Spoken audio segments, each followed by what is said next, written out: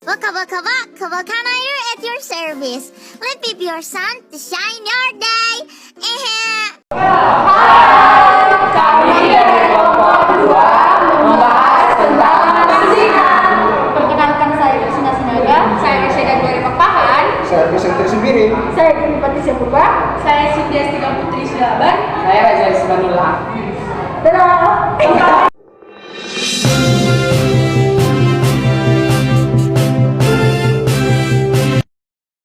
Selamat siang pemirsa, kembali lagi dengan saya Raja Ismanullah. Seperti yang muncul di layar tersebut, terjadi kasus pelanggaran HAM terhadap seorang buruh wanita. Siapakah dia dan bagaimana lanjutan kasusnya? Mari kita simak video berikut.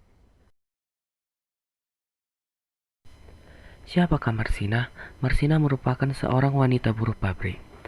Marsina lahir di Kabupaten Nganjuk tanggal 10 April tahun 1969 dan meninggal tanggal 8 Mei tahun 1993 pada umur 24 tahun. Adalah seorang aktivis dan buruh pabrik pada zaman pemerintahan Orde Baru yang bekerja pada PT Catur Surya Putra CPS Porong Sidoarjo, Jawa Timur, yang diculik dan kemudian ditemukan terbunuh pada tanggal 8 Mei 1993.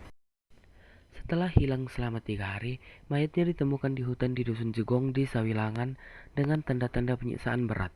2 orang yang terlibat dalam autopsi pertama dan kedua jenazah Marsina Oriono adalah pegawai kamar jenazah RSUD Nganjuk dan Profesor Dr. Haru Atmardiruno, kepala bagian forensik RSUD. Dr. Sutomo Surabaya menyimpulkan bahwa Marsina tewas akibat penganiayaan berat. Marsina memperoleh penghargaan Yap Tiam Hian. Pada tahun yang sama, kasus ini menjadi catatan organisasi buruh internasional ELOH yang dikenal sebagai kasus 1773. Tanggal 30 September 1993, telah dibentuk tim terpadu Balporesta Nada Jatim untuk melakukan penyelidikan kasus pembunuhan Marsina. Sebagai penanggung jawab tim terpadu adalah Kapolda Jatim dan Satgas Kaditresa Polda Jatim dan beranggotakan penyidik atau penyelidik Polda Jatim serta Intel Brawijaya.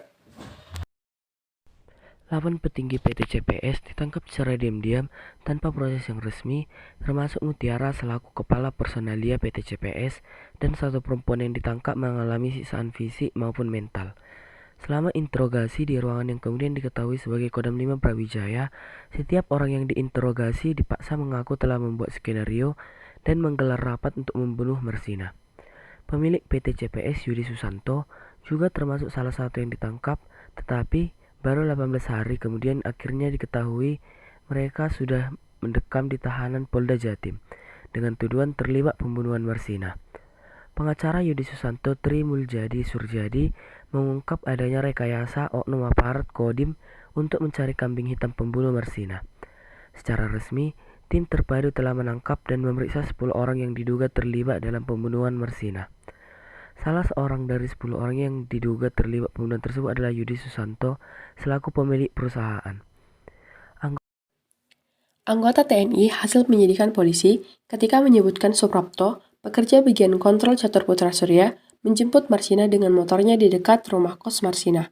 Dia dibawa ke pabrik, lalu dibawa lagi dengan Suzuki Kari Putih ke rumah Yudi Susanto di Jalan Puspita, Surabaya.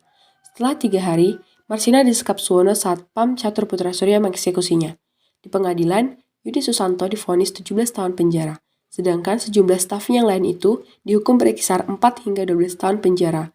Namun, mereka naik banding ke pengadilan tinggi, dan Yudi Susanto dinyatakan bebas.